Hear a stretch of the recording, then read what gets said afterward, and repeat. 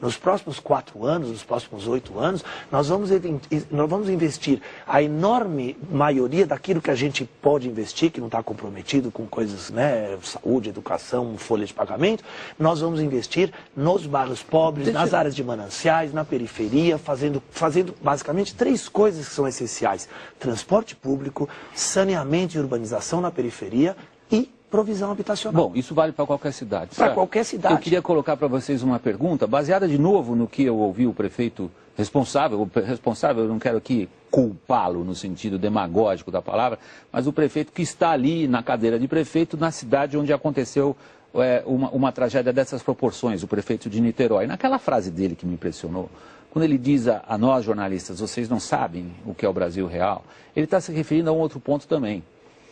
Político algum consegue chegar numa comunidade de periferia, comunidade ou favela, como vocês quiserem designar esses contingentes populacionais que estão em condições subhumanas, muitas vezes, ninguém consegue tirá-los de onde estão, porque isso politicamente não passa. Jorge. Eu quero comentar isso, e retomando o que ele colocou. O prefeito do Rio disse isso também. Eu vou discordar um pouco, só para colocar uma nota aqui um pouco dissonante.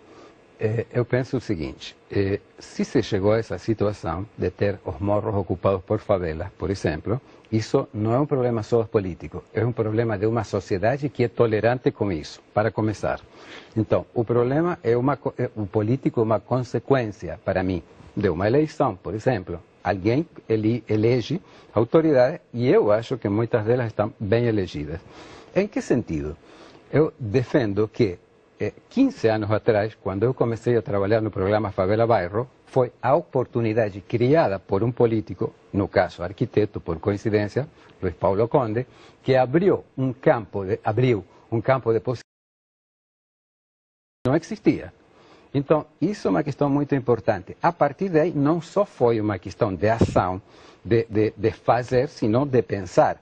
Porque a questão é como a gente se aproxima de um problema projetual, de um problema socioespacial. A favela é um sintoma, como eu disse antes, de uma sociedade que tem alguma coisa que não está certa. O que não estaria certo, digamos assim? Uma certa indiferença, como ele colocava, de um lado, sem dúvida, tolerância excessiva, mas não tolerância aos políticos, tolerância de uma sociedade que sabe que tem excluído e faz pouco para incluí-lo, de um lado. Então, a mim me parece que não é uma questão só de política, é uma questão de consciência social, uma questão de cidadania, de como a gente pode pensar cidades mais inclusivistas, mais que causem desejo de viver. O que causaria desejo de viver numa cidade? Uma cidade justa, sustentável, com transporte público não poluente de qualidade. Segura. Então, eu estava pensando, os problemas das grandes cidades são muitos, são em plural. Sabemos que são múltiplos layers, econômicos, técnicos, de meio ambiente, políticos, digamos, sociais, sem dúvida. Essa dificuldade de lidar com o complexo, com a complexidade, com a extrema complexidade de cidades como Rio, como São Paulo, demanda instrumentos conceituais para pensar e para operar. No Rio foi aberta essa possibilidade a partir desta formulação do programa Favela Bairro, que criou toda uma bagagem da qual agora nos beneficiamos e fomos passando de uma escala de atuação média para uma escala grande, para uma agora, talvez, extra grande. Talvez vocês sejam vítimas aí no caso, Jorge, de uma injustiça histórica, que é no momento em que esse esforço é dado, ocorre uma das piores tragédias. Mas se eu fizer uma brincadeira com vocês intelectual, no fundo, quer dizer, acompanhando o que você, João, e você, principalmente, Jorge, acabou de dizer também.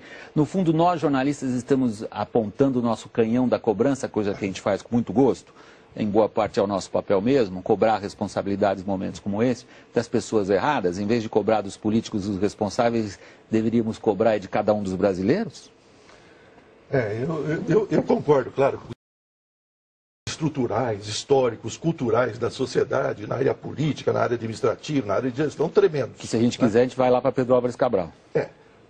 O perigo é nós condicionarmos a possibilidade de fazer alguma coisa melhor do que vem sendo feita a toda essa mudança cultural. Isso seria muito demorado. Senhores, nós não podemos condicionar isso. João e Jorge, esse é o ponto.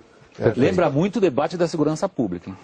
Eu acho que mesmo governos que não tenham esse dom, essa sensibilidade do respeito humano, né?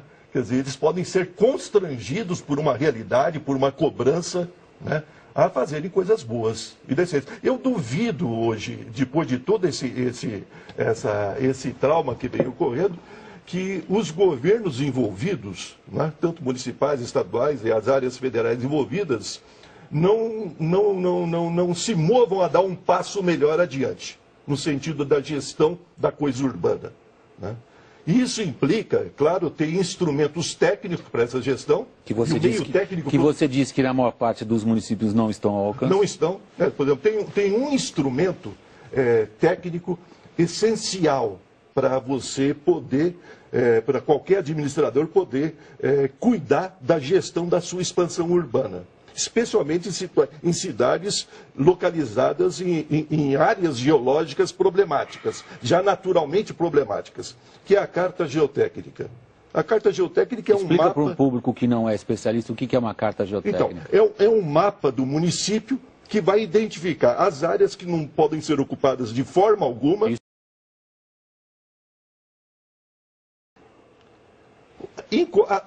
A maior parte das encostas que estão escorregando eram lugares para não serem ocupados. Mas existia esse estudo geotécnico? Em Niterói e no Rio de Janeiro também existe. É claro que são estudos que demandam atualizações permanentes, mas não é só ter, né? Quer dizer, a administração pública precisa fazer essas cartas, esses mapas, né, terem força legal, serem cumpridos. O Rio de Janeiro talvez seja a cidade, seja o município que mais produziu estudos, porque tem um histórico de convivência com deslizamentos e soterramentos muito antiga. É uma das cidades que mais afligidas por esse tipo de problema, né? Foi a primeira cidade a criar uma organização municipal para cuidar desse problema, estadual, a GeoRio, né? Quer dizer, estão técnicos de renome internacional que ali estão. O passo seguinte que está sendo difícil é a aplicação, é fazer com que esses instrumentos técnicos tenham força de lei. Então, Jorge, portanto, a questão é política. Queria comentar isso. Estamos todos de acordo. Deixa eu só terminar, Jorge, só uma coisa. Então, quer dizer, você com esses instrumentos técnicos de gestão, né, você aliaria a essa condição. Porque tem esse lado. Hoje, uma família de baixa renda, para ela ter sua casa própria, e ela precisa ter sua casa própria. O aluguel é catastrófico numa renda familiar. Ela precisa ter sua casinha própria. Ela joga com alternativas: periculosidade, insalubridade, distância, irregularidade fundiária, tudo que abaixa o preço de um lote de terreno para ela construir sua casa. Então, se você não tiver programas habitacionais, e aí entra essa questão que os colegas levantaram, né? Capazes de oferecer habitação boa, segura, na mesma faixa orçamentária que essa população está encontrando nas áreas de risco, nós vamos enxugar gelo. Nós vamos consertar aqui e está se criando outra ilha de perigo ao lado. Né? Então é a união, quer dizer, é um aporte técnico e um aporte de políticas públicas habitacionais. Queria comentar isso. Sem dúvida, estamos todos de acordo que a carta geotécnica é básica, acho que ninguém em sua consciência duvidaria disso, e que não se devem ocupar as encostas de risco, que implicam risco para a ocupação humana. Isso é ponto que todo mundo está de acordo. Mas, quando você falou a casa própria, você toca num ponto que a mim me preocupa muito. Neste governo foi anunciado um programa de 1 milhão de habitações e para o período seguinte 2 milhões.